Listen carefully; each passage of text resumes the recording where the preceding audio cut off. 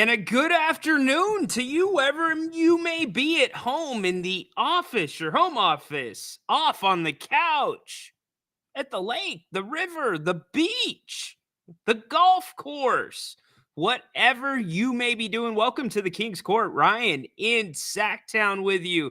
We have been coming heavy with the content on If You Don't Like That.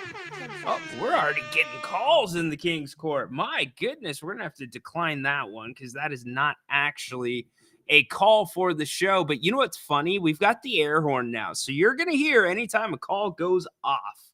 So if you want to be the one to set the air horn off, you can call 916-399-3748. We would love to have you call the show.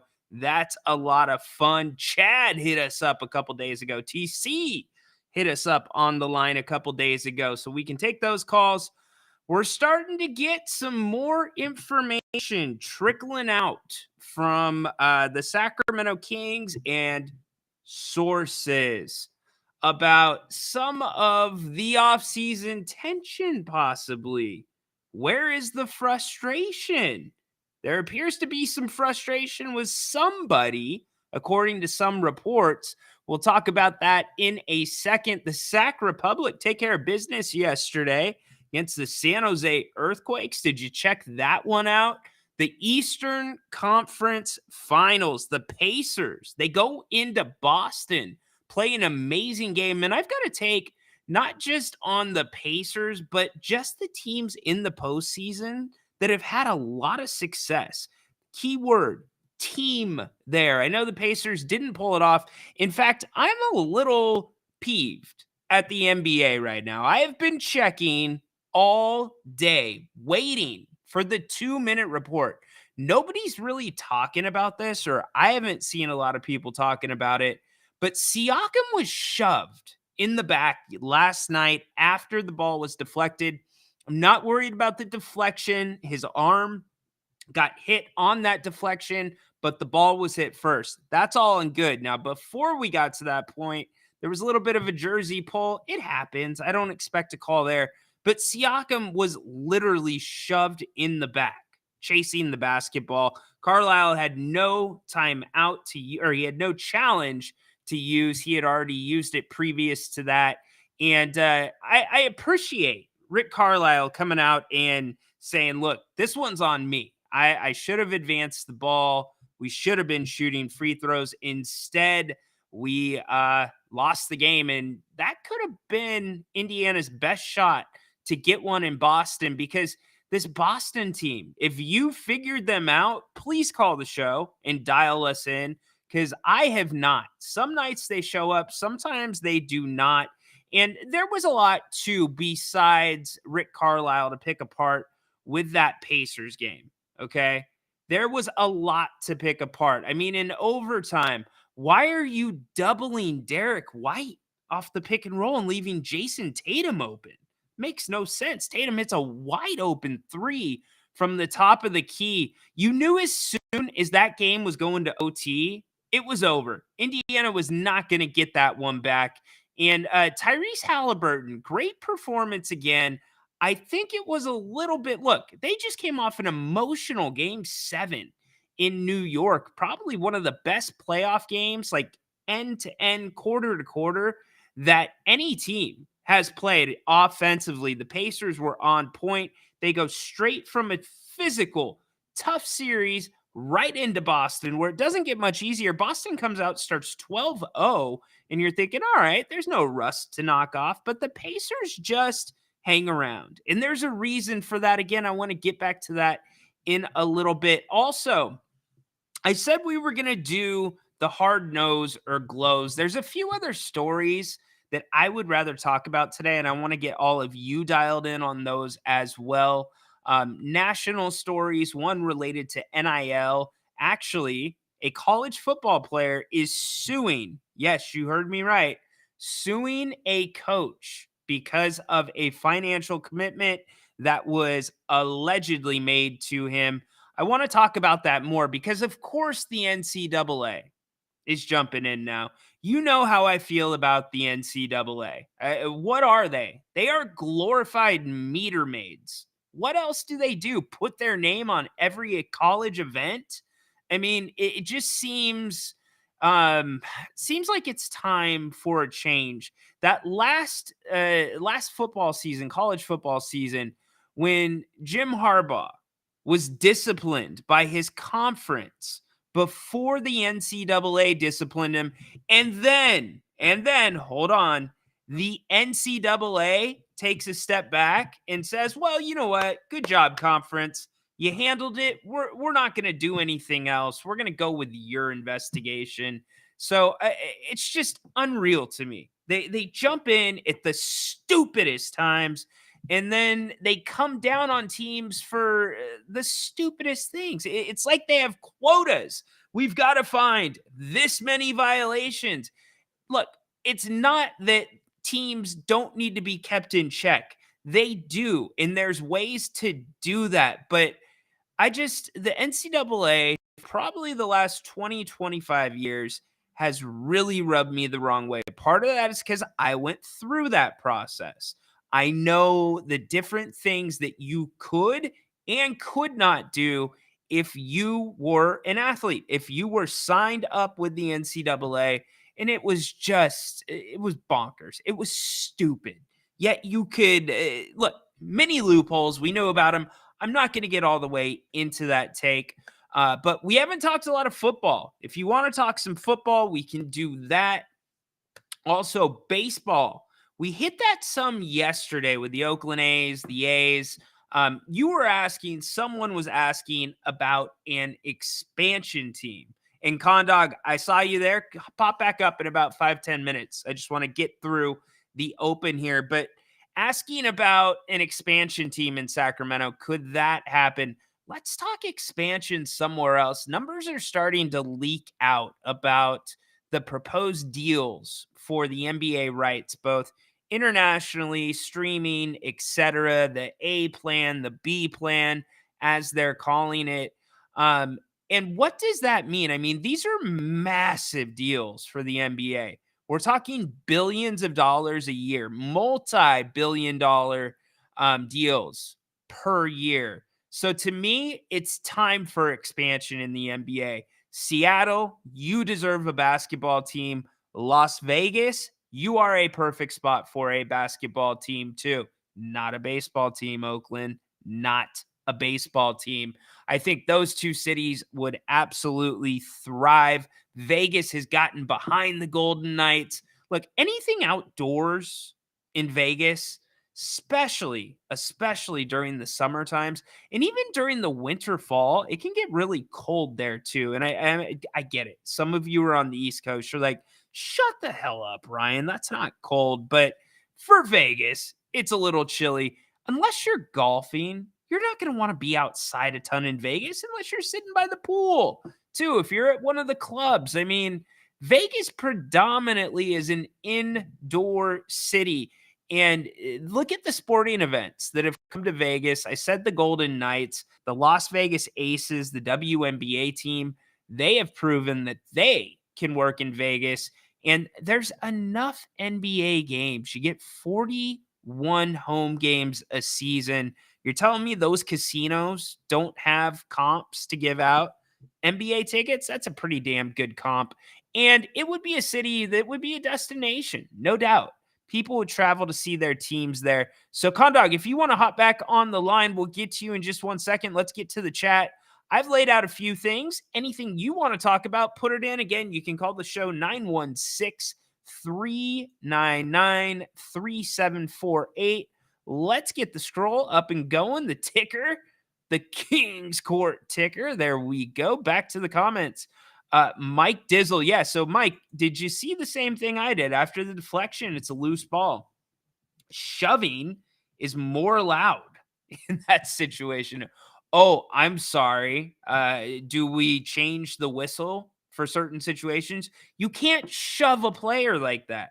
If you're under the hoop getting a rebound and you get a forearm in the back, that is a loose ball foul. It should be exactly the same. I get each player has an equal right to the basketball. And here's the other thing, too, that we're not talking about.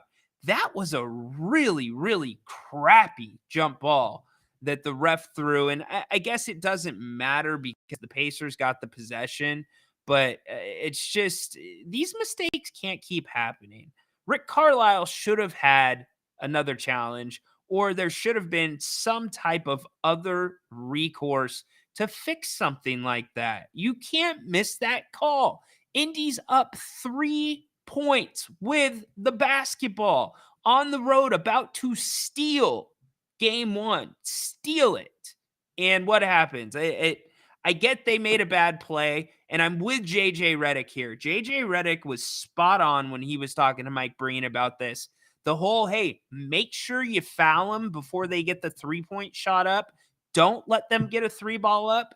It is so hard to do in today's NBA.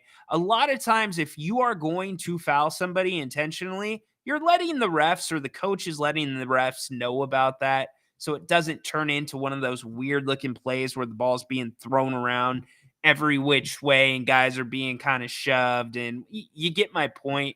But in that situation, I don't like it.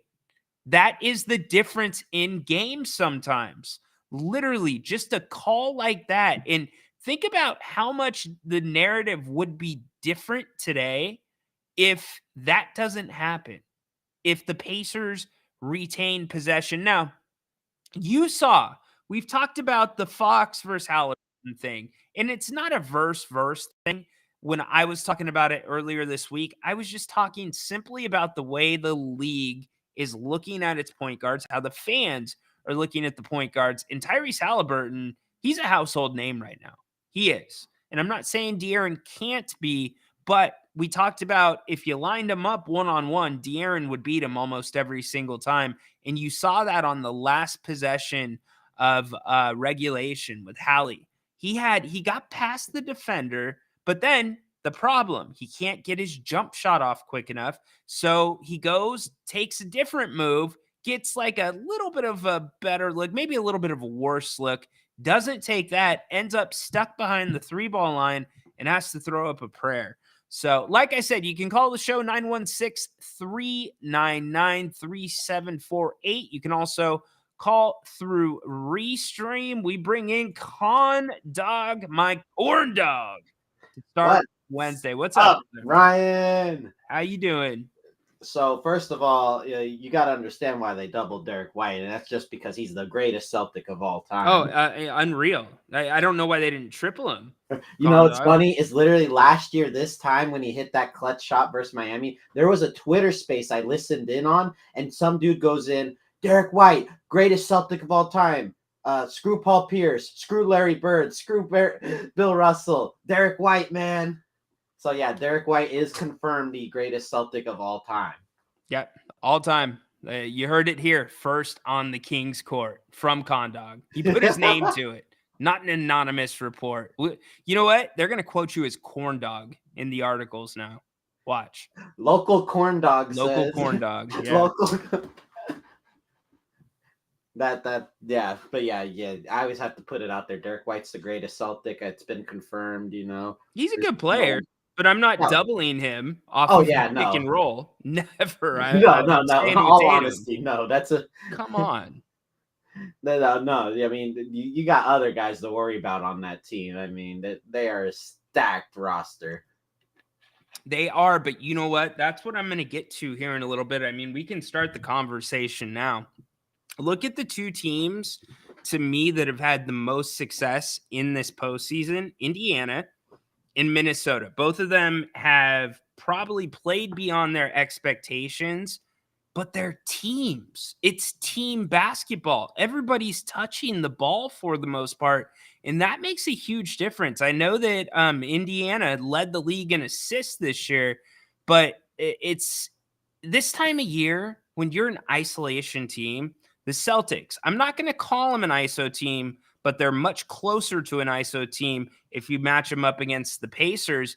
And when you can play a little bit of defense, that can really, really give those offensive problems like you saw in Denver and like you saw last night in Boston.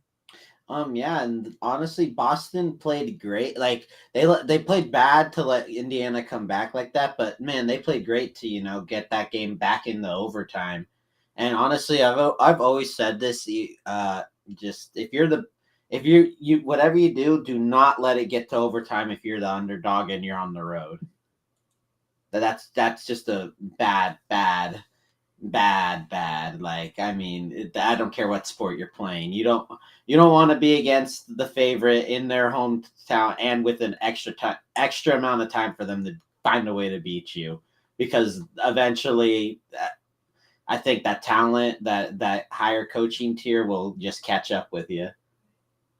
Yep, there's no doubt. I mean, that shot that Jaylen Brown hit, credit to Oh him. It my, was what a a hell of a fantastic shot.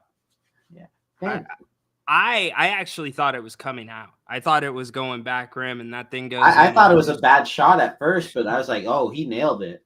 yeah, and that to me sealed the game. It's like, all right, there you go. And the fact that, and I have been waiting, Condog, all day for the 2-minute report. Usually, when there's like 4, 5, 6 games during the season, by about 1 p.m. our time, you will get the 2-minute report from last night's game. I will check right now again, but as of the start of this show, they had not released. There was only one damn game last night. Release the report. Oh, they're reviewing every millisecond. It's unreal.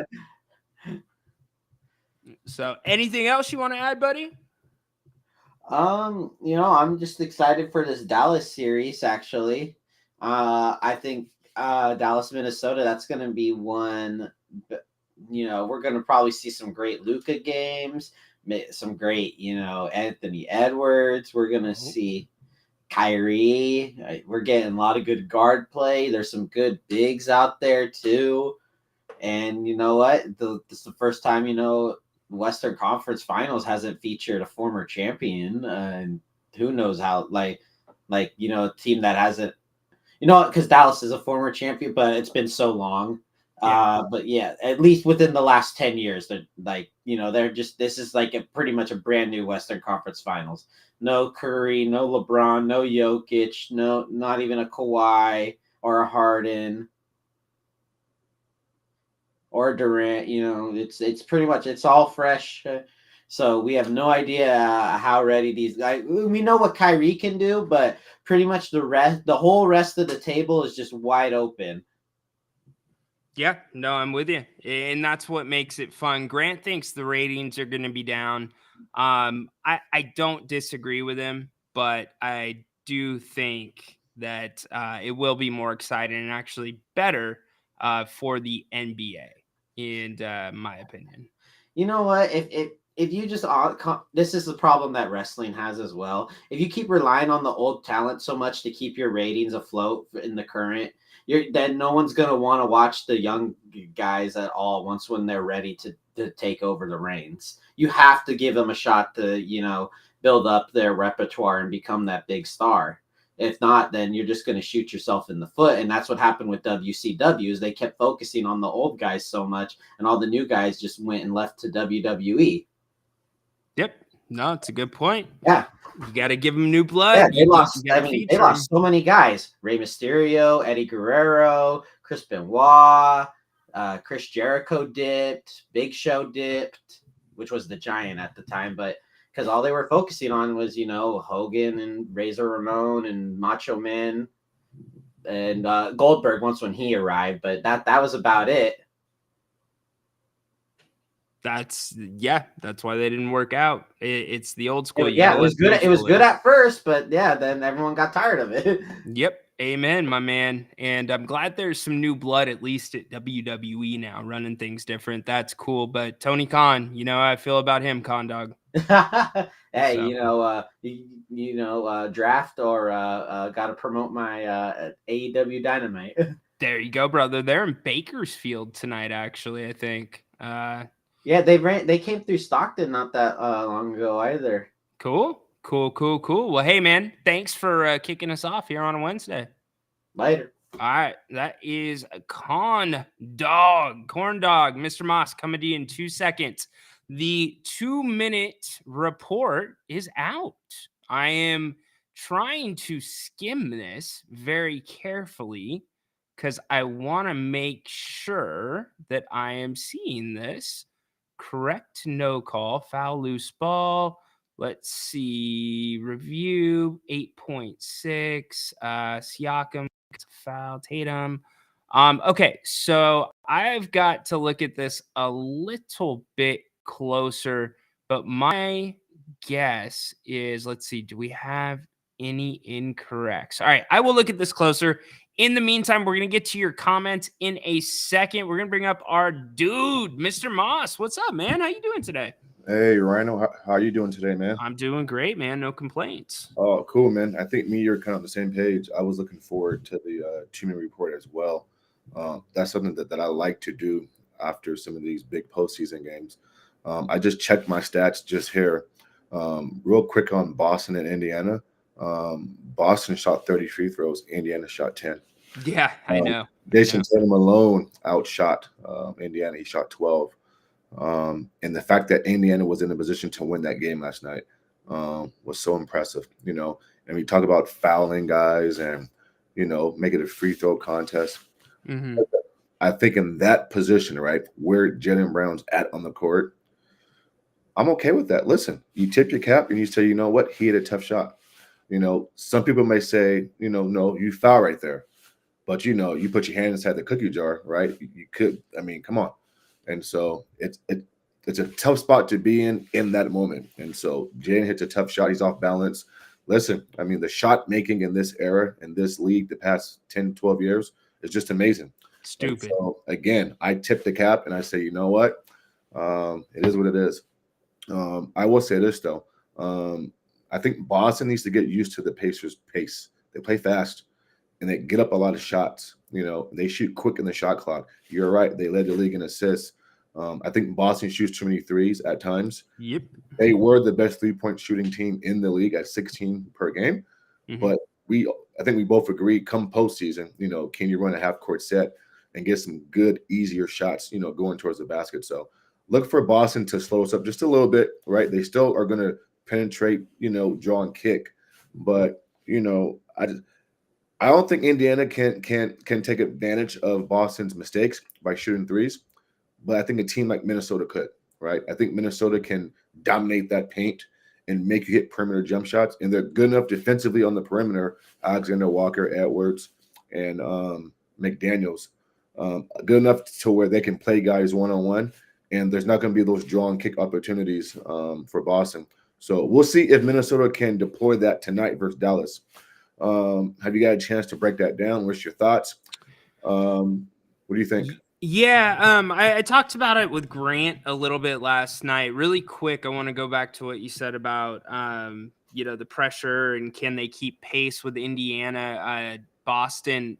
Indiana extends you sometimes. They like to pick up full court. Sometimes they will trap when you least expect it. And certain teams, I've noticed, like Boston, ball handling is not their strength. Like, you got Drew Holiday, but you get Tatum dribbling around too much. You get Jaylen Brown dribbling around too much. It turns into a little bit of a problem for them. So I think that is where Indy needs to take advantage of things, put them in those positions, get them comfortable or get them uncomfortable rather than being comfortable. Tonight, I think it's really interesting, right? Because to me, it's a chess match because the guys you mentioned on Indiana or on Minneapolis or Minnesota, I can't talk right now. On Minnesota, sometimes they show up and sometimes they don't. And when McDaniel shows up, when Anthony Edwards gets that help, and I guess Conley is like the biggest piece of that because Conley knows his role and he just gets everybody in the right spot. And it seems like out of everybody in the playoffs now, when the shot clock runs down, Minnesota knows exactly where the ball needs to be, and they get that shot off right away. You saw that a couple times in those last games against Denver. I think Minnesota really extends Dallas. Dallas is not a quick team. Dallas is athletic. They're a little bit bigger inside, but it's a different big. They're not as physically big. They can play a little bit more above the rim to me outside of Anthony Edwards. But I just don't see it. I could totally see them pushing Luka out. Mr. Moss, getting to spots is the NBA, but getting to spots in the playoffs is a whole different story. And I just don't see Minnesota allowing Luka to start getting the ball right there, free throw line extended, backing down. I think they're going to put them in different spots and make them use all of the shot clock as much as possible. You make a great point. I think Minnesota. I think with Denver, they always have to worry about Aaron Gordon lurking Yes. around the basket, right? And so even if Rudy or Carl came over to help off, Jamal or Joker, whatever, you had somebody on the backside close to their rim. This is Denver. Whereas the Dallas Mavericks, they don't do that so much, right? I think their bigs, Lively, Gafford. I think PJ Washington, he stands around the 3-point line more so than the guys I just mentioned. Yeah. I think Minnesota is going to be able to help off him and Lively, Gafford and Lively, more so than they could versus Denver. And they're going to blind Luka with his passing lanes. I think look for Luka's turnovers to go up this series. Yes. I'm with you. Yeah, a lot of forced passes. Even Kyrie at times. He's small, and Minnesota is long and lengthy. You made a great point about McDaniels and Alexander Walker, and I love Mike Conley. I mean, isn't he just a constant professional? Consummate professional. Listen, you talked about shot clock running down right now. To me, in that game 7, he had the biggest shot of the game. Corner. No, not the corner. The one before that. Remember, Porter Jr. hits to 3 on the baseline. It's tied at 72. Mike comes down the next possession, and the shot clock's running down. He's being guarded by, I think, Jamal or something. He pump fakes. And again, why do NBA players jump at shooters like this, right? I know. I just don't get it, right? So funny, I know. Conley, he just patiently just boom, pump fakes, sidesteps, and just boom, right? They go back up 3, and they're off and running. And so, again, I want Kyrie to – listen, I'm a big Kyrie guy. I think at one point the league tried to cancel him. And so, for me – What do you mean? Expand. Well, I think at one point the media, the NBA, there was a target on his back. I think the whole tweet thing about – remember the anti-Semitic thing and movie theater and stuff like that? I just feel like, there's been guys in our league who have done things and – they didn't get crucified, like that, right? And the media picks and chooses their athletes, right? I mean, we've had, Aaron Rodgers, Brett Favre, the list goes on and on. Yep. And, but I just like Kyrie. And so, yeah, I think Minnesota has a recipe to beat them. If you don't mind, I want to go back to Indiana and Boston. I won't keep it too long. Do it. Dude, can we please give Peyton Richardson and TJ McConnell their credit? Oh my God! They might be the 2 best back. Listen, I used to think that Ty Jones for the Wizards in Memphis was the best backup point guard behind Ja Morant. I think TJ and Peyton has taken over that role. Those 2 guys right there. Oh my God! Listen, they're not going to get the recognition. Their names not being brought up like it should. But when you talk about bringing in 2 backup point guards, and they literally have high IQs, they can run your offense. They can shoot. They're feisty on defense. Those are my type of NBA point guards, right? Yes. Just well-rounded. They know where to be at. They don't back down. They're not quite John Stockton, but they give the John Stockton vibe just a little bit, tiny bit. But, give me your thoughts on those 2 guys because I thought, there's going to be times where the games are kind of teetering back and forth. Your bench is in, my bench is in, and it may come down to the role players and what backup point guard is going to get the best out of his guys. And to me, it's a wash. I think Peyton and TJ they're right there, and they just play good old-fashioned basketball. Yeah, no, you're spot on. Jerry and I talked about this last week. I said John Stockton too, and I said I felt weird saying it because not at that level, but there's a distinct difference, and I want to get your thoughts on this too. I watch the guards, whether they're backups or whether they're starters for some of these teams. They're constantly, whether the ball is in their hand or not, putting pressure on the defense.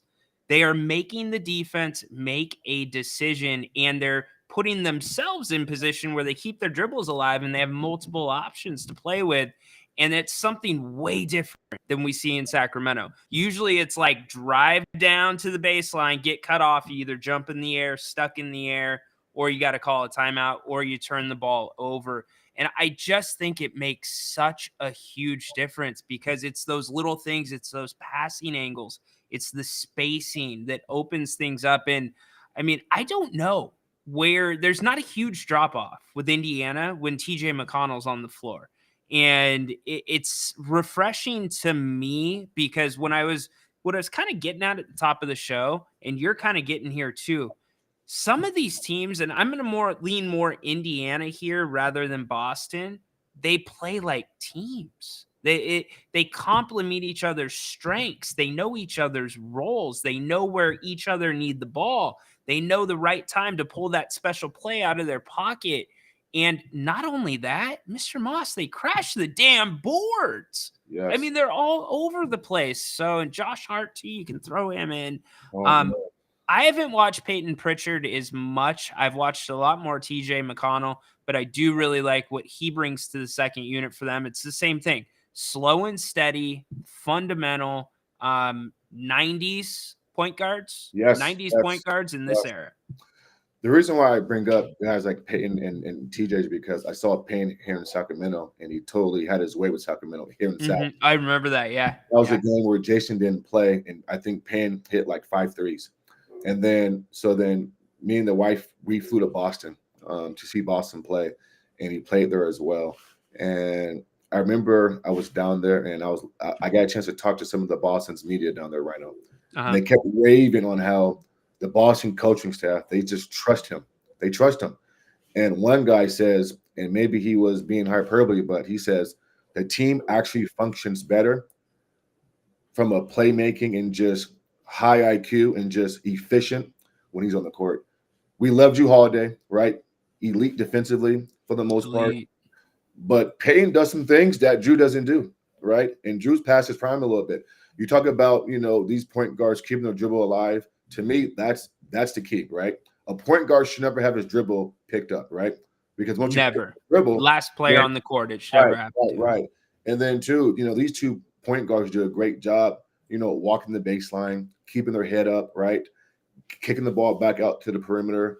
You talked about crashing the boards, I call them, just old fashioned, they're just versatile players, right? I don't think they're great at nothing, but they're good at a lot of things. And I think a lot of teams need to get back to players like this. And so, yeah, man. So I just thought that maybe I can throw those names out there and we give them their credit because we all know Siakam, Halliburton, Jason, and Jalen are going to get their just due. But I like the guys who come in. And again, to get back to Peyton and TJ, it's their settled movements, right? Look how Peyton and TJ run the pick and roll. They understand, distance. They understand time, place, and score. They understand pace. They know when to push it. They know when not to push it.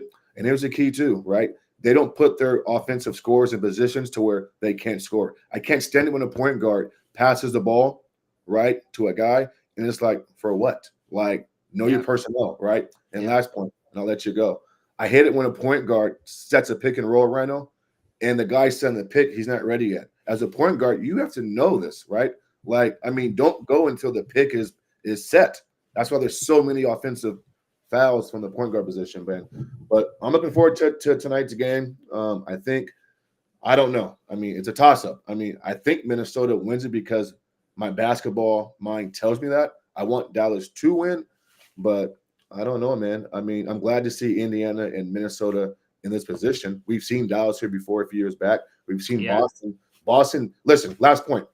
If Boston Celtics don't win the championship this year, there's no excuse. You talk about a path to the finals. Yep.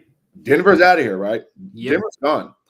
Even though Minnesota has the length and they have the personnel to make it tough on Boston, they have no excuse not to win the championship. And so if they don't get it done this year, right?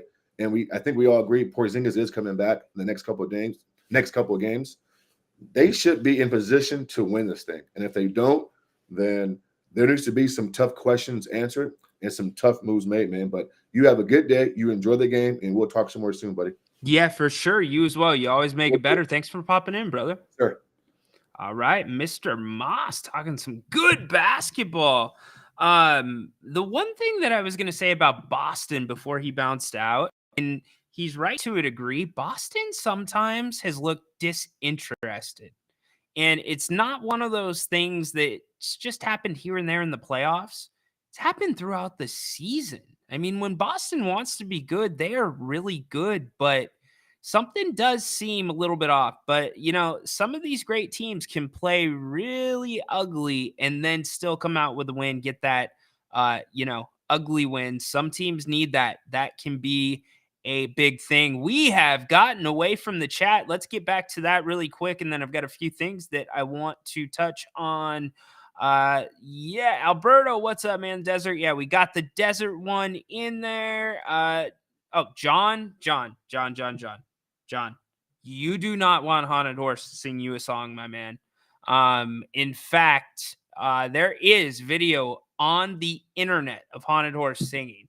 I'm not going to direct you on where to find that, HollywoodRejects.com, but you can find that somewhere on the internet, like HollywoodRejects.com, of him singing like a parody of a Cheers song. Yeah, it gets a little weird, John, so I'm not going to allow that here.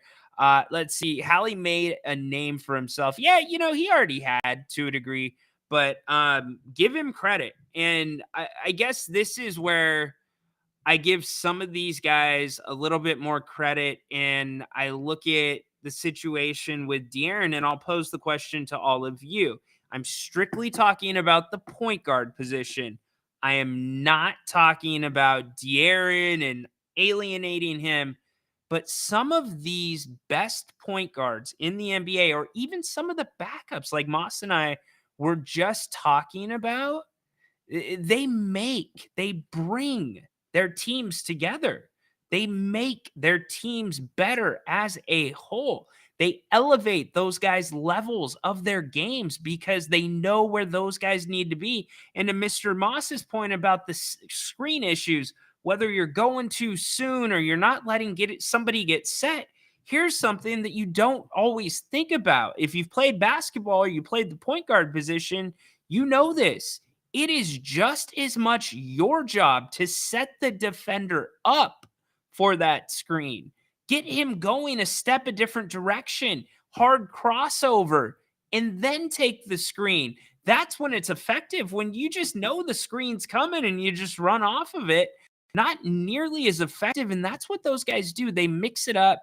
And again, they just make people better. They do. And so with the Kings and De'Aaron, I see it both ways. He can make this team better. He can bring this team together. But also, I mean, maybe that's the question from last year. That three ball, while it's an improvement in his game indirectly, does it not really make the team better? De'Aaron's game's better with it, but does it not make the team better? Because you got to point to the free throws. If you're using your pick and rolls, you got to point to physicality. Domantas Sabonis sets some of the best screens in the NBA. You know who else sets some really damn good screens? Trey Lyles. Watch him closely setting the screen. It is a big difference. Baki, I see you there. We'll get to you in a second. I want to keep rolling through the chat for a few minutes. Corn Dog getting some love. We're always it's just Corn Dog now. That's all it is. It's back to Corn Dog. Riley, what's up? So you don't see the A's doing well in Vegas. I don't know, Riley, if I don't know if I even see the A's in Vegas. Honestly, I don't know if that's going to happen. They're going to tell you, oh yeah, we're breaking ground. The casino is shut down now. Basically, we're on the clock to build. We're building, but are they? Have you seen a legit rendering for this stadium in Vegas? Do we know the exact funding for this stadium in Vegas? It's just, here's another one. Do you have any pre-sales on your season tickets for the A's in Vegas? All these things, like think about when the Golden One Center was being built. They started doing digital tours, 3D tours of the building before it was even all the way up. And I know that Vegas or the A's have not had enough time to get something up yet, but to me, it just kind of seems like it's filibustering right now. It is. So I don't know that I see the A's doing well anywhere. Sacramento, The 2 years they come, I think it'll be fine as long as they are smart about those ticket prices. Yes, it was, Dennis, a hell of a shot. Luka, we're going to get to him. Luka over Hallie. I disagree with that. Mark, what's up? They missed a foul on Hallie as well. Guy grabbed his arm going up for a layup. Interesting. We'll go over that full 2-minute report. It's hard for me to scan the 2-minute report and keep on topic with the show because they don't make the 2-minute report super easy to understand and read sometimes. There's a bunch of different abbreviations and such. Yeah, we could talk about that. The new guys are coming. Yes, they are. Luka Edwards, SGA, probably the top 3-point guards in the NBA right now. I know Steph's up there. LeBron, Curry are on their way out. KD even. Yes, they are. Dennis, and what's going to happen with those guys? I'm still in the camp. LeBron needs to be the player, coach, and GM of the Lakers. The NBA is dreading a Pacers versus T-Wolves finals. See, that's so funny to me, and I'll pose it to all of you. The NBA's dreading it, but would you be? I'm excited about that. If that happens, let's see. Corn Dog. Dennis is out. Pacers, I think, got robbed. Well, I'm not going to say they got robbed. Look, Tyrese dribbled the ball off of himself just from a little bit of pressure from Drew Holiday. So they made their mistakes. Rick Carlisle could have advanced the ball. That is correct. Probably should have advanced the ball. So it goes both ways. But I hate to see calls like that are questionable at best. There being no recourse to look back at those things. 2-minute report called out 2 missed calls. Both favored the Pacers. There you go. Riley, do me a favor if you've got the report in front of you, because I'm going through the comments right now. Will you look for that Siakam play? I want to know if that's one where it should have been a call. I'm very curious about that. Let's see, Dennis. Soft sweep for Boston. Probably. Grant and I both think it's going to. Actually, Grant said 5. Yeah, I'm going to say 5. I am with Grant now that I think about it. Mavs in 6. Disagree with you, bad news. Celtics will choke. Not out of the question, Romanowski. Talent. It is a talent and star-driven league. Dennis hopping back in. You need to have talent. We lost TD. Couldn't replace him. Didn't make the playoffs. I'm sorry. I was not Terrence Davis guy. I get he had the huge game against the Nets on national TV. I get he could fill it up from time to time, but you know, those in between times when he wasn't filling up, terrible shot selection. So I do not miss him. I get the Kings probably could have used him more looking back, but if you gave me the option at the start of the season, like the Kings had, I would have done the exact same thing and not kept him on the roster. You got to go or you got to have the bench for sure. Yes, we'll talk about benches here in a second. 13th pick is going to be Carter, Walker, or McCain. All right. Dennis got his names in already. Jonas, you know what? We'll talk about that too. A's had to get out of the Coliseum. Yeah. Isn't it funny how that works? Dennis hopping back in. It's great for small market teams. Kyle, see, I want to get to all your comments. James, they didn't get robbed. That's inexperience at its finest. Kyle, stop.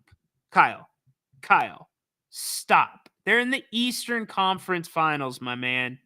They just beat the Knicks in a 7-game series, Kyle, in New York. I think we're past inexperienced. This isn't the play-in. This isn't the first round. This is the 3rd round of the playoffs. I just think they're tired, Kyle. How about you throw that in there as well? Emotional Game 7 in New York, right? Emotional Game 7, where they played probably the best offensive game in the history of their franchise. I got to give them a little bit more credit than that. Let's see. That and $3 will get you on the subway with the report. And then it is, Ryan, the Pacers don't have playoff experience. Don't tell me to stop. Well, Kyle. It's a phrase of speech, dude. I say stop to just about anybody. So I'm sorry if that offends you. You don't have to stop as long as you keep it clean. You can keep the comments coming. I don't think inexperience was the biggest role in what happened last night. Do you? I'm really interested to hear that because the Pacers came in and played a great game. I think they tightened up at the end. I think they did.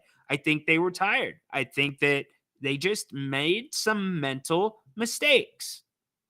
Coach Carlisle came out, said it. My fault. Should have advanced the ball.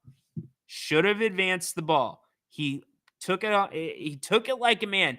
And here's the other thing. I am not going to knock a coach for not fouling in lieu of letting a team shoot the three.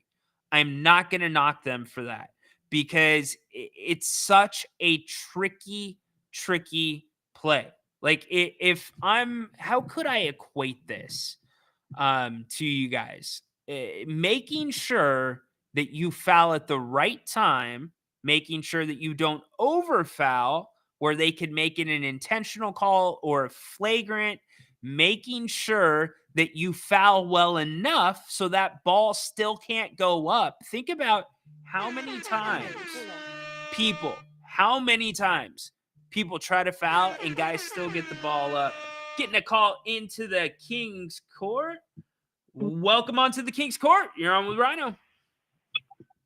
Hey, Ryan, it's Al. Hey, I'm just what's reading up, Al? I'm good, man. How you doing? I'm just doing catching good, up with brother. you, man. I haven't. I'm trying to get up to speed with the new with the King's Court and it's, you guys are in different formats. But I'm reading the Siakam play here. See, I'm Riley on a chat, but I don't know if you knew that. I just call my dog. I don't want people look.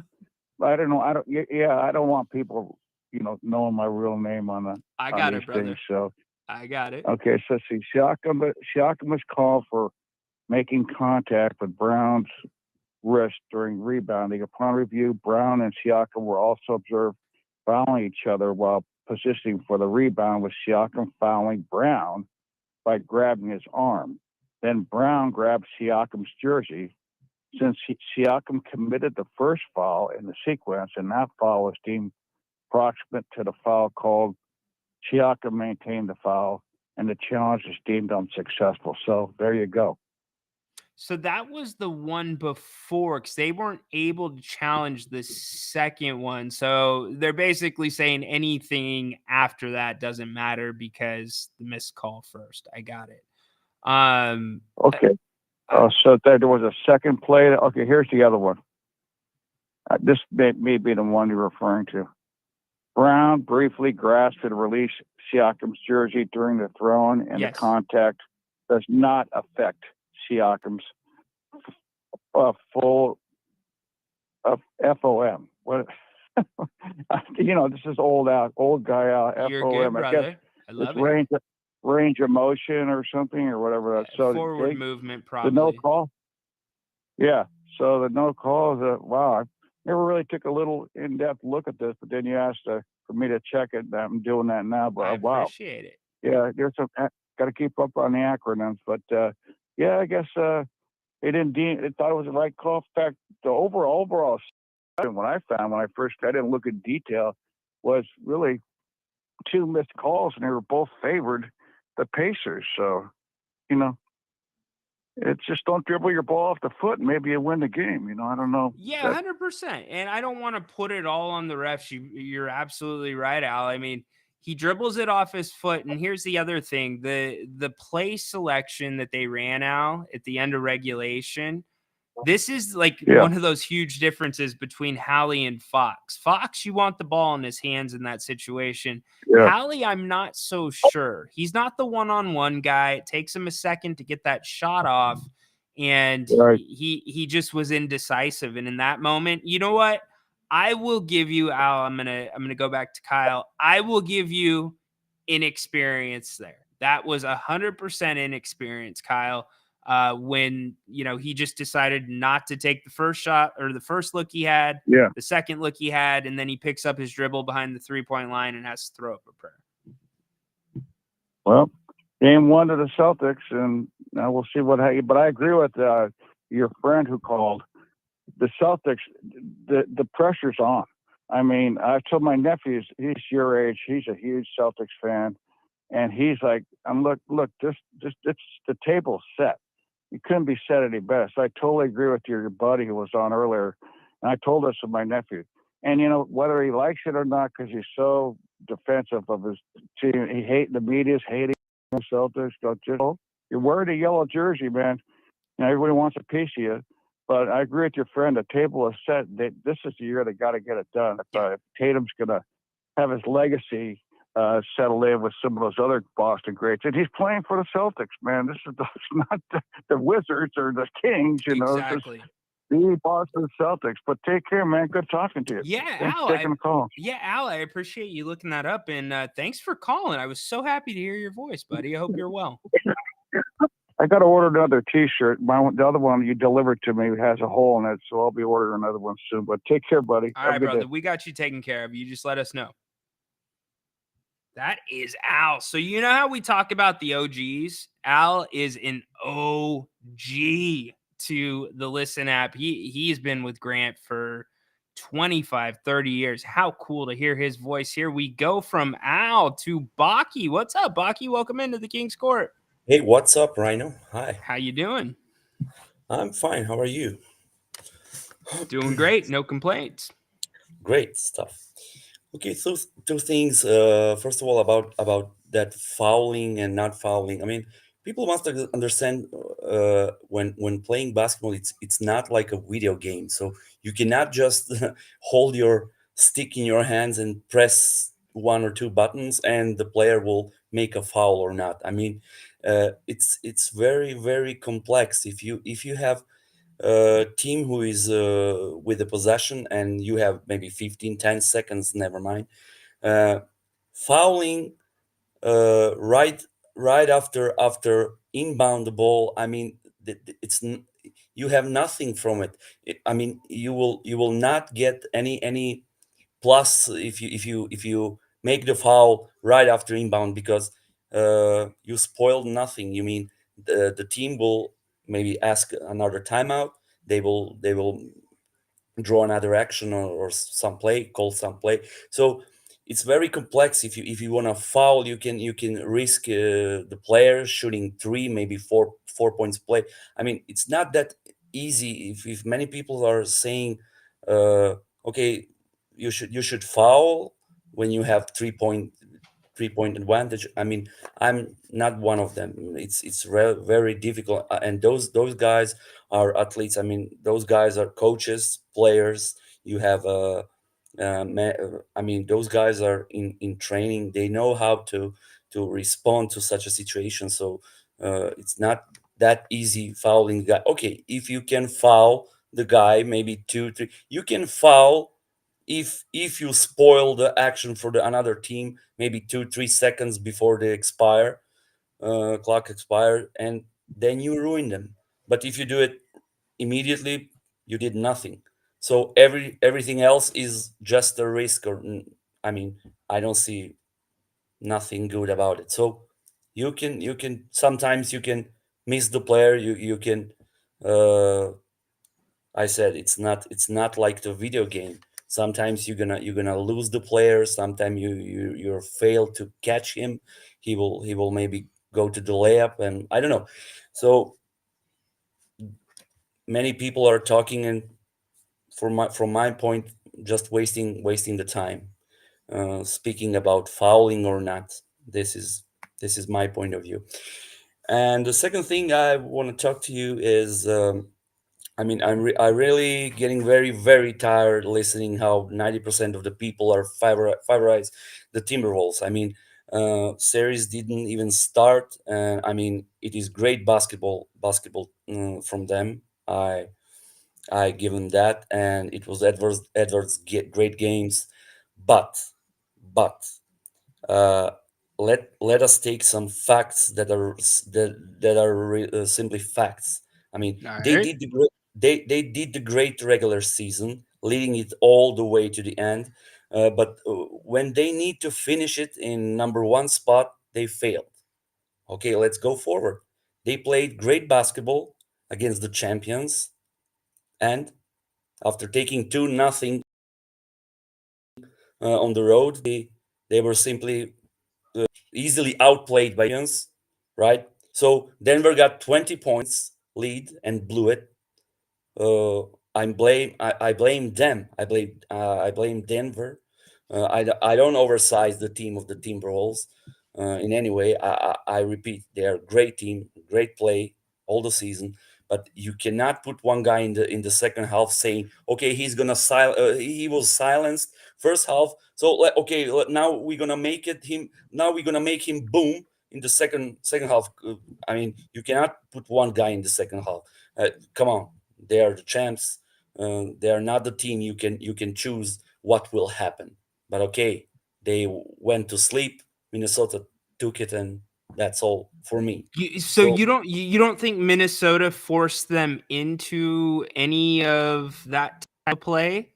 Of course, they forced them, but they are forcing them game one. They are forcing him game two. So after, okay, you can lose number one by great play of the opponent. Second game, okay, I don't know what happened, but after going 2 games down, probably the champs react like, okay, we must do plan B, plan C. I don't know what. They came back. They took 3 games in a row. I don't know. Maybe they also think it's over. Now we're gonna take it 4-2. Didn't happen. Goes to number 7. They did what they should do. They got 15. They got 20. They got everything.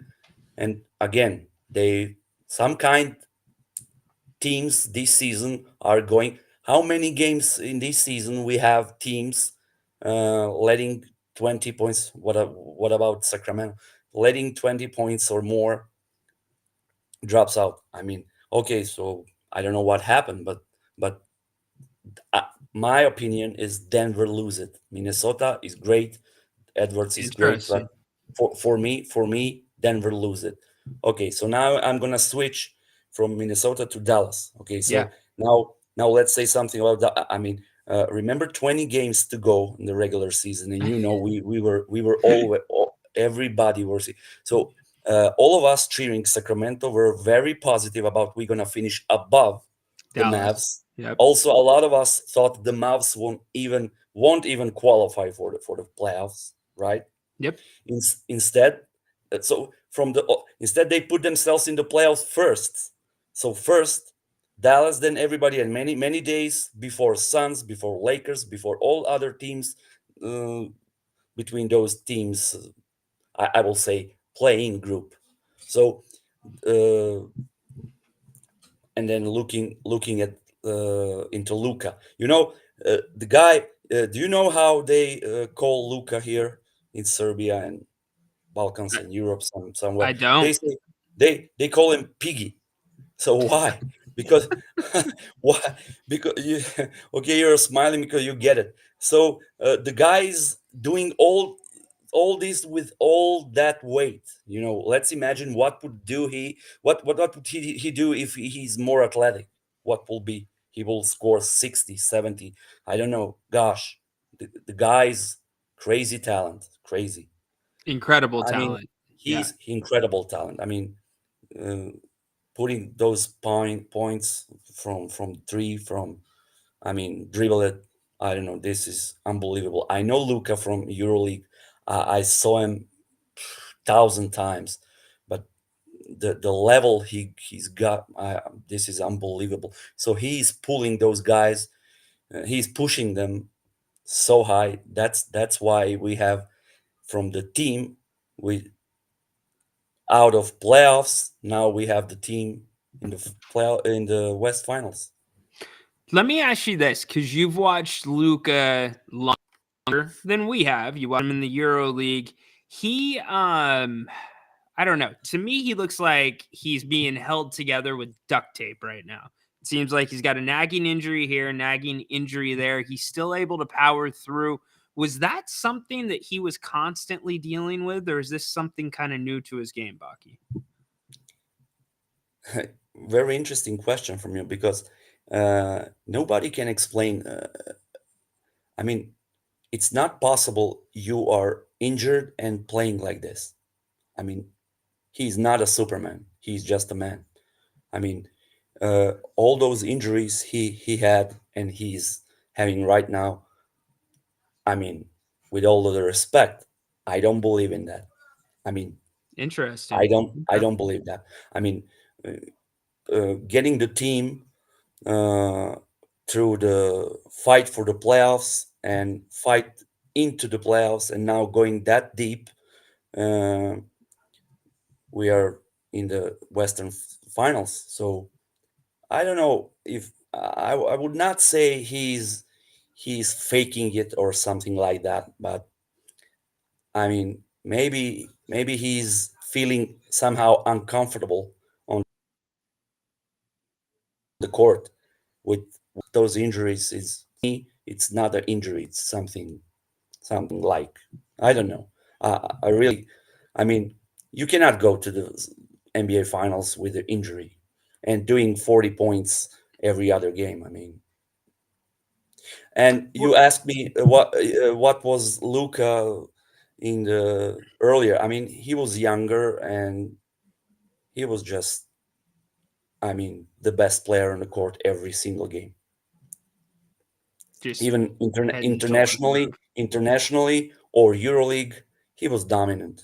Definitely, everybody knew he's gonna be a star. But okay, I admit, to be a star like this, never, never. Wow.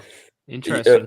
You know, his boom happened in the final of the European Championship final game against the Serbia, and everybody here was about, everybody were, we are getting it easy.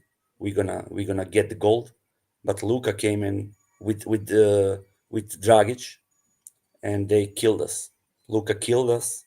Dragic killed us, and that was the uh, right direction on the crossroad for Luka. Very interesting. Well, I'll be interested to see what he does tonight. I want to see how this Mavs team responds on the road. They've had no problems playing on the road. They beat the Clippers on the road. They can win some games away from home. It's just this Minnesota team. Sometimes they're disinterested. Sometimes they just come out a little bit like I don't want to say they panic, Kyle. I'm going to go back to your word, inexperience. Minnesota sometimes, and this is where Anthony Edwards has to be better. He's got to learn how to deal with that double team a little bit better, and he's got to get it away quicker and then relocate, maybe go to a different spot. But I don't know who on Dallas is going to guard him effectively. Jones or Washington Jr. Maybe I just don't see what that matchup's going to be. Who do you think it's going to be, Baki? You think matching Luka or Kyrie? No, I'm talking about who's going to guard Anthony Edwards for Dallas. Ant-Man. Well, I don't know. Did you see in the first half with Denver game, whoever guard him, it was easy job. So what will happen on the court, it depends only on Ant-Man for me. Well, he was It being doesn't matter doubled. who gonna okay, you can double, but if you're gonna double Minnesota with all those players, Yeah. It depends. I mean, Cat is the wild card to me. When he knows what he's gonna do, and I mean stand behind the 3-point line, shoot threes, awesome. If he's got his back to his hoop or to the hoop, awesome. But you don't want Cat with the basketball in open space. We saw him run the baseline the other day. It doesn't look good, and that's led to some turnovers. But I think Conley is kind of that key to keeping that ball moving for that team. But they're so unselfish, Baki. And the greats used to be that way. And I'm not saying Anthony Edwards is there yet, but just his body style, the way he plays the game, the athleticism, the drive. You don't see guys all the time in the NBA that are that locked in and that passionate like he is and just loving it. If you go to athleticism, I mean, you cannot match Minnesota Timberwolves like that. You cannot match them. But That's the point of the game. You have coach, you have staff who will adjust something to match the game. I mean, the process. So you cannot go only with that percentage Minnesota winning the series. I mean, I'm fed up with this. I'm seeing, okay, you have the odds, so they are making odds from what will people uh, put the money on. So if I know that everybody gonna bet on Timberwolves, I'm gonna make them bigger favorites. I mean, for me, nothing. I mean, it means nothing. For me, it's 50-50, if you ask me. Yeah. Okay. There you go. Who you got tonight? Really, I don't know. All right. If you ask me 7 times who do you got tonight, I will say 50-50, buddy. All right. 50-50 it is. We know that is the exact odds of what will happen tonight. Baki, love the call, brother. Thank you. See ya, buddy. Take care. Baki always bringing some good perspective. One thing that I wanted to remind everybody of that we have not said, the all NBA teams are being announced today. All NBA teams. You saw the voting for the all defensive teams. Both Sabonis and Fox received votes. Sabonis had more points in the voting than Fox, but it was 4 points to Fox's 3. Neither of them made either of the all defensive teams because it's positionless. You saw a lot of bigs that were in there. Now, all NBA, this is a really interesting one. And I'll ask all of you this. If Sabonis is named, he would be third team in my opinion. But if he's named third team all NBA, does that make up for some of the snubs earlier this year, especially the all-star snub? Because I know probably there's 3 guys on paper, especially with what their teams did this season at that position, that likely will be voted in. But how do you keep Sabonis off of it? The double-double streak breaks the record there.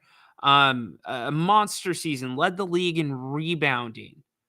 He was the only thing consistent about this Sacramento Kings team. And I was sour for a little bit about how the All-Star thing played out and how things started playing out after that with Malik Monk. But I don't think it's any conspiracy. It's anything against Sacramento.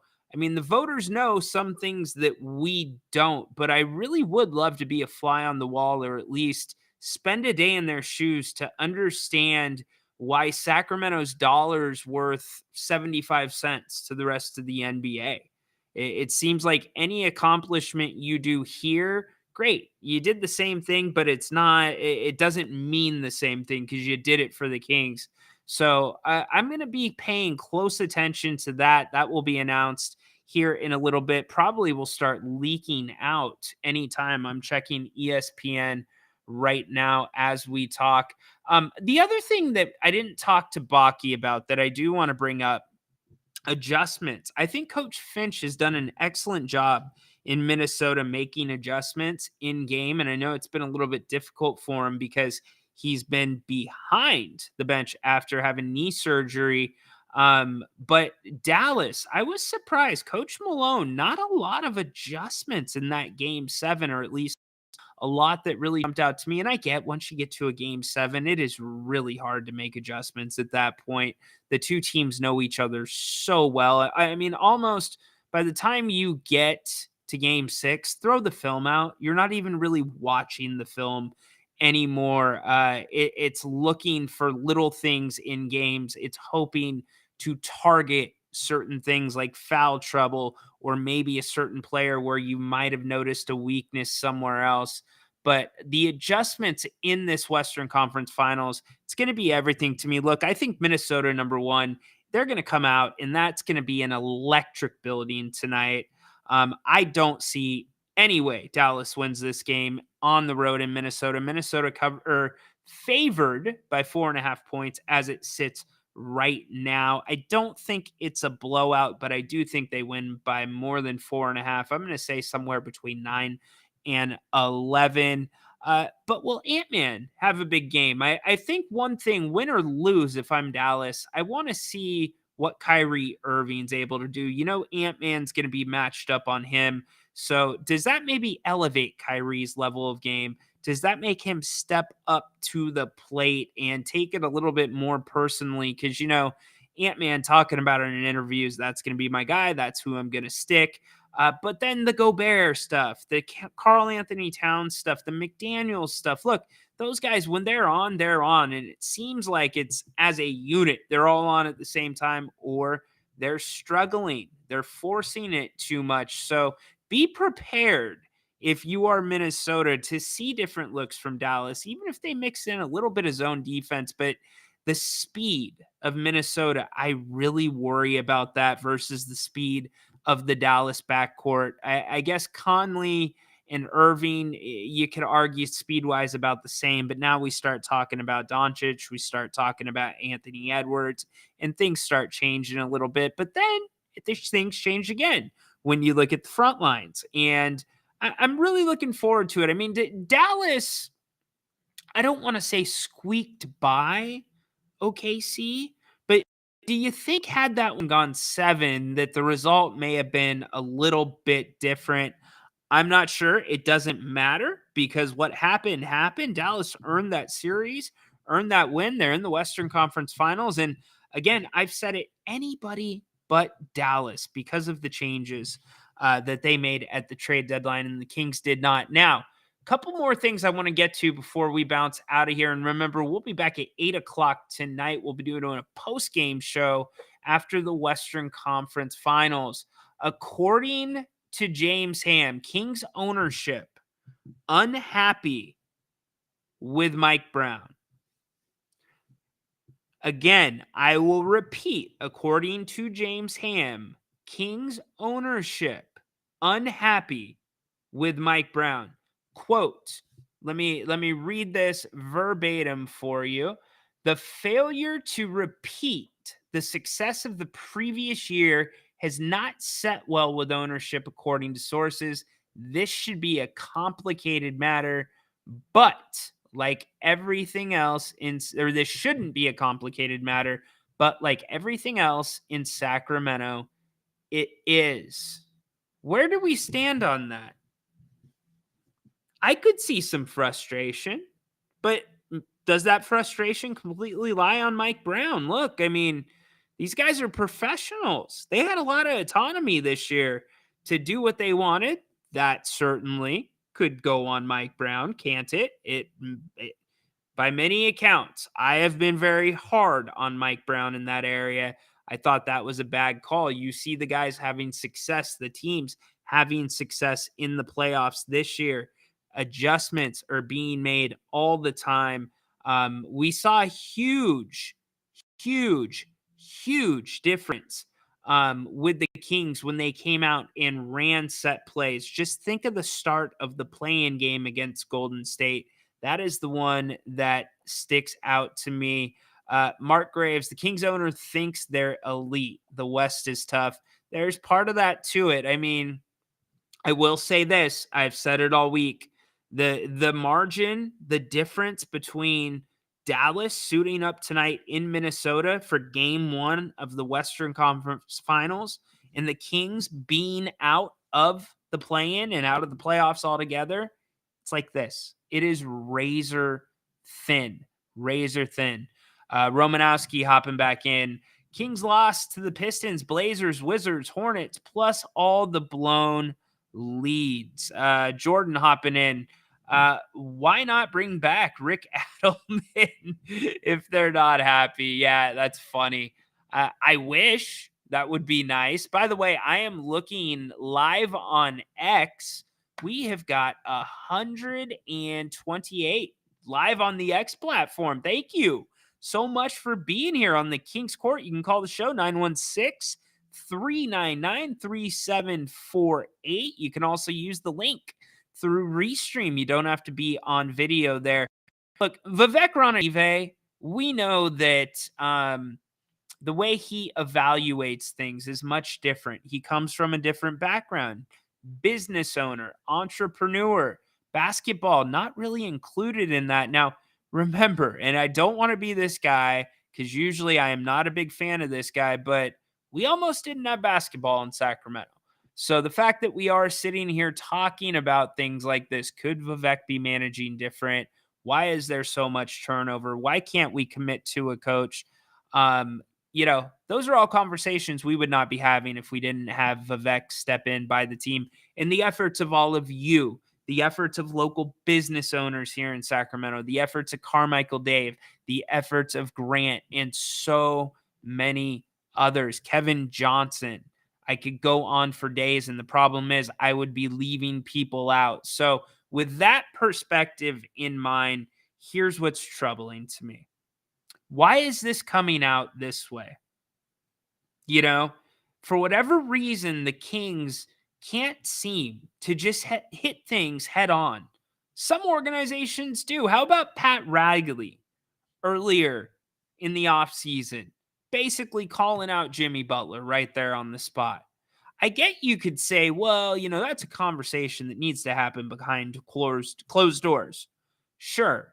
But also, if it's a conversation where there's whispers in the hallways, especially with the media, and you can see the writing on the wall that there is a narrative starting, that there could be a problem, that's the way you cut it off at the head. You're aware of it. You hit it head on. It's the best I can put it. I feel really uneasy about this. I do. Let's take a step back. We did not have a playoff team for 16 years. 16 years. Okay, Romanowski, it's the going rate for a coach in the NBA. And again, I'll ask you guys, and it's exactly what I was getting at. 16 years, you don't make the playoffs. Mike Brown's been here 2 seasons. You've been in a 7-game series, and you've been in the play-in. Now, I get the play-in means you don't make the playoffs, and that is a problem coming off of the previous year. 2 things we're not accounting for. The NBA got much better this year. The West got much better. Now, you can put a little bit of blame. What's up, Flores? I think it's the first time I've seen you in here today. I don't want to see a coach change right now. Don't think that's the solution exactly. Some people, and I'm not saying it's Vivek, but can we say confidently this Kings organization, they're not good in long-term relationships. Like, if they were engaged to get married, you know damn well they're walking down the aisle with running shoes on. This is the steadiest this team has been in years, and you are at a crucial time, a crucial crossroads for this Sacramento organization about decisions that could affect not just next season, but decisions that could affect the next 5 years of Sacramento Kings basketball and the possible ceiling, the possibility of winning a championship, the possibility of being in a complete rebuild. These are the decisions that are on the table. And Mike Brown, I'm not saying he has been the best captain in the NBA. Now, granted, he was the first ever unanimous coach of the year last year. That should tell you something. But he's been the steadiest captain we've had. Whether you agree with everything he does or you don't. I've disagreed with many things this season. I thought that the adjustments came late. I thought he never settled into a rotation. I thought that the challenges were a problem. He let the guys play in terms of the offense. He let them just go free will. Motion offense. Do what you're going to do. Let it fly. Spray the ball. I mean, those are things that we say to rec league teams that are playing at their local municipal center. Where's the next level of coaching? So you can criticize there. But at the end of the day, it comes down to this. The guy wants to get paid, and I'm okay with that. You're going to have to pay a coach. Do you think it's a better course to go a completely different direction after we've had just the slightest bit of stability? It doesn't make a lot of sense, because If you bring another coach in, guess what? They're going to want a number right around 10 million too. So I hate to see, and if that's the problem, it's Mike Brown, address it. But I have a hard time believing that it's all on Mike Brown. Mike Brown is not the general manager of this team. Mike Brown has to make the best out of the pieces that he has. We're not privy to the conversations behind closed doors. We don't know if him and Monty are holding hands singing Kumbaya or if they're at each other's throats. We have no idea. Now, you can take guesses. You can try to make reads on the situation based on the moves that have been made. You can look closely at the press conferences and the different comments that sometimes contradict each other. I'm not going to say always, but if I would be lying if you hooked me to a lie detector and asked, do you think that there's a little tension inside the Kings front office and with the coaching staff? If I said no, it would probably go off. I think there's something to that, but that's okay. You know why? Tension is sometimes good. You don't always want to have people that constantly agree. Healthy debate, healthy conversation is good. And we keep talking about this nugget model, right? The Nuggets, smaller market team. That is how you build a championship window. And that is how you build a team. Well, guess what? Mike Malone's ass was on the hot seat last year, and there were talks about him possibly being fired if they didn't get it done. So it's not out of the norm. But what is in the norm is any time it becomes that time, that place where you need to make a commitment to a coach. This happens. No matter who it is, it happens. It has always happened since Rick Adelman left Sacramento. And so it's frustrating to me that now this is kind of leaking out there. But if you want to leak this out, let us know who's frustrated with Mike Brown. Is it ownership? Is it players?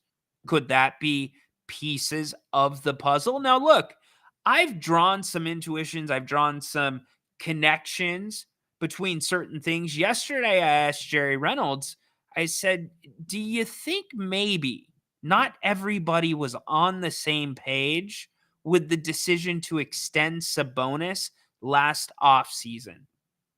Do you think maybe some people thought that money could be used in a better way to improve the team immediately? And he said, you know what? I think that question is fair and it's not asked enough.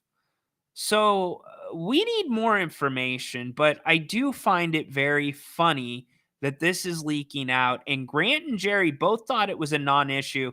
I've seen some of you in the chat. I do not think it's a non-issue that Mike Brown goes into this season with basically an option at the end of the season. And I believe it's I think both he and the team have an option, I want to say, for the following year. Correct me if I'm wrong there. So interesting stuff out of Sacramento. We will have much more on that tomorrow. I will continue talking to some of my sources, trying to find out more information. And I'll tell you what, not really what you want to hear when you're chasing down Malik Monk, when you're hoping Malik Monk is going to stay in Sacramento. In fact, I venture to say it's the exact opposite of what you want to hear. Now, if Malik Monk is not a fan of Mike Brown, that could be something. I'm not reporting that. I don't know that. I'm just saying, is De'Aaron Fox a fan of Mike Brown? I don't know.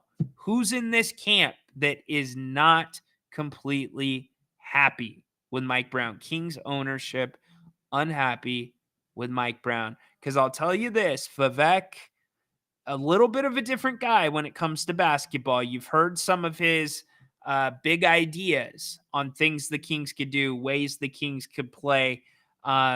So more information needs to come up. We will look at that.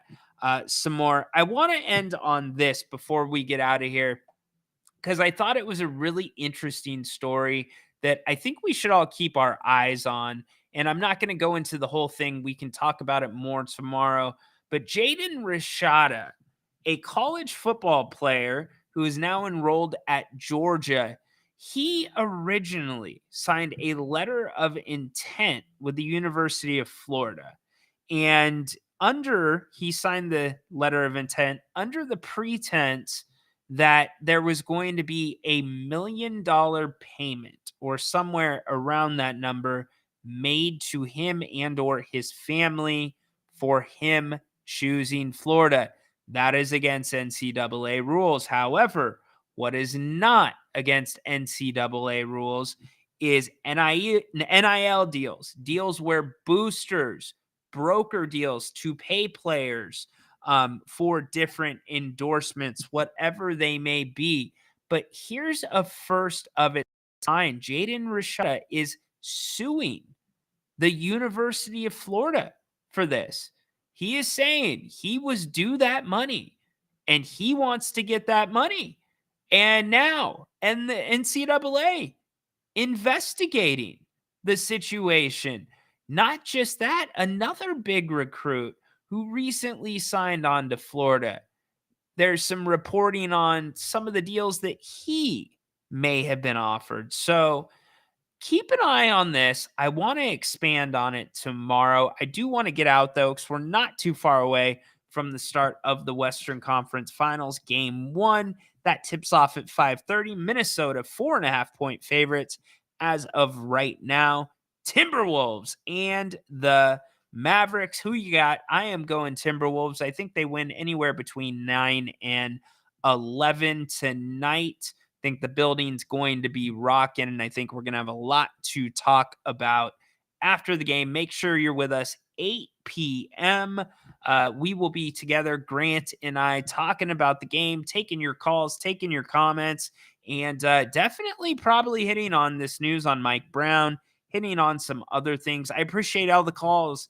Baki, Corn Dog, Mr. Moss, thank you for making it better. Al, I love that you called via the phone. Thank you so much for that. I know we had a little bit of a shorter King's Court today. That's all right, because guess what?